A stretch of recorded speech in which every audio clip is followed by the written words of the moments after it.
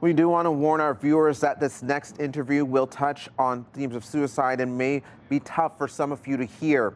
An Ottawa man is getting ready to go on a long walk here in the nation's capital in honor of his late son. Greg McPherson's son, Eric, was only 22 years old when he passed away just shy of his 23rd birthday after a drug overdose. In the years since his death in 2019, Greg has walked from Niagara Falls to Ottawa to raise money and awareness for overdose prevention. This year, he is changing it up a bit and staying local. He will be walking to each of Ottawa's 24 municipal wards in 24 hours. Joining us right now in studio to tell us more is Greg himself. Greg McPherson, welcome back to CTV Morning Live. Thank you for having me again. Of course, anytime. Tell us a little bit more about, before what you're doing, about Eric. So, I started walking for myself, for my own mental health, after dealing with the grief of losing my son. Being alone for hours, just walking, observing, really gave me a meditative period of time to come to terms with things. And in 2022, one of my boys asked if he could go on one of my long walks with me, and we did. We ended up walking 44 kilometers across the city and raised $11,000 for Youth Services Bureau in that first year. Nice. 2023, we picked it up and decided that mental health and overdose is not a downtown problem. It's visible downtown. However, It's something that affects everybody. It doesn't matter what ward you're in, where you are. So we decided that we wanted to touch on every ward in the city to bring to light that it's something that affects everywhere. So we decided that we'd come up with a walk to hit every ward in the city. And the shortest we could come up with was about 100 kilometers. So we did a 100-kilometer walk straight, starting in Stittsville. We snaked through the city and ended up at Ottawa City Hall, Marion Dewar Plaza, the next day at noon, and we had speakers speaking to address the crisis that day. Last year, I decided it's time to bring it from Ottawa and try to bring it through communities. Yeah. 2018, on May 19th, 2018, Eric took a picture of a selfie of himself in front of the American Falls and posted it on his Facebook page and said that today was the first time that I felt good about myself in a long time. So last year I ended up leaving from that spot in Niagara Falls and spent 2 weeks walking from Niagara Falls to Ottawa.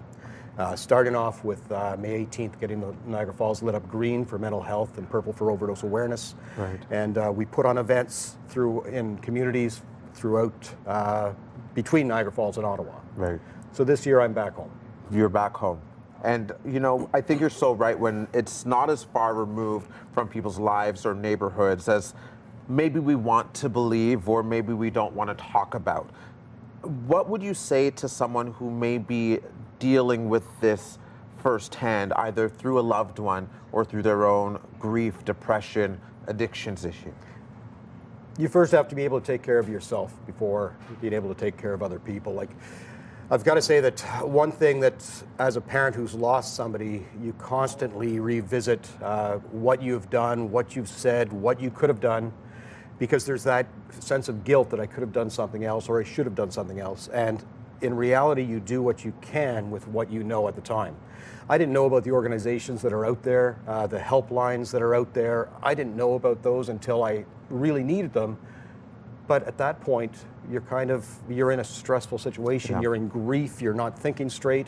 It's overwhelming. It's very overwhelming. So, I mean, there's a lot of organizations out there to help you. But somebody dealing with the grief, reach out, find someone, go and do something healthy. I spend time on my kayak, my boat. I walk, obviously. You know, I do things that are healthy for myself. You know, it's the only way that I can keep going.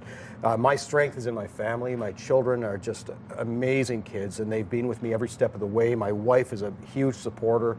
My wife and my daughter Chelsea, I got to spend so much time with them on my walk from Niagara Falls. Yeah. They were on the road with me. My two younger boys, they walked a big chunk of that first day with me, and from Niagara Falls to St. Catharines. And you know, I try to find the good that's out there. It's so easy to focus on negative. It's so easy to be drawn in, and it's hard sometimes when you're in such a negative state of mind. And to feel helpless. Find good. You know, and you found something to do. And I understand that you don't just walk for your own son. You also walk for one of his friends that had a really difficult time getting over his loss. And unfortunately, it was a couple years after that she had died by suicide. That's right. So January is a very difficult time. Madeline was born in January, and we lost Madeline in January. Eric was born in January. We lost Eric in January. It's a really tough time to get through. And Madeline was just an amazing kid. We homeschooled our children, and I had the great fortune of meeting Madeline and her sister Molly and her parents. It's just an amazing family. And Madeline was just, the day that I met her, she's just this person that just brought light into the room. Just an amazing, amazing soul. And so Madeline died a week after what would have been Eric's 25th birthday. She took her own life. And, you know, I didn't know about Madeline's issues of mental health in the past, because what does it look like? What does a mental health crisis look like? You know, it's easy to see the downtown issues of people being on the streets, but we go in the suburbs and they're behind closed doors, their lives seem perfect. And Madeline was a huge loss to this world. She's an incredible girl. And today actually marks the, another friend lost their son, Riley, 3 years ago today. That just came across my feed on a site, Pleo, Parents Lifeline of Eastern Ontario, that Riley was lost 3 years ago. You know, it's this constantly repeating story that I've just seen too many people, and we're all touched by it. Definitely.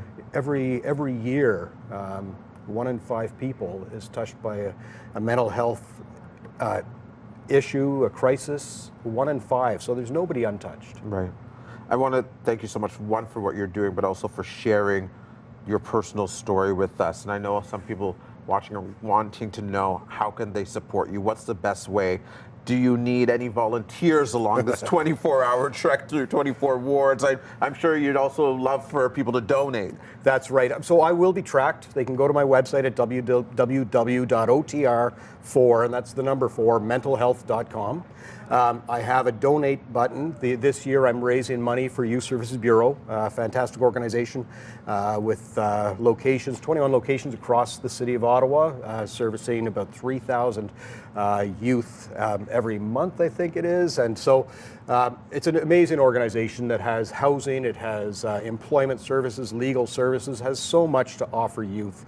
And so I am raising money for Youth Services Bureau. I have a lofty goal of trying to raise $20,000 this year for Youth Services Bureau. If I raise $100, that's great. That's $100 more, but $20,000 would be fantastic. So the link is on my website. As well, people are welcome to join me at the beginning or the end. Right now, I've put an application into Majors Hill Park to finish there. We will have speakers addressing the crisis on May 31st at around noon. And I will also be live tracked on my website. So people will be able to see where I am at any given time, and they're welcome to join me for a kilometer or two. I don't expect anyone is going to be joining me for the 100, but you know, those times where I'm on my own, it's not too bad, but I do like seeing people. Yeah. Greg, thank you so much again. Thank you for having me. Greg's on the road for Mental Health Walk takes place from May 31st, and we're doing it at 24 hours. For more information how to donate, head over to otrformentalhealth.com.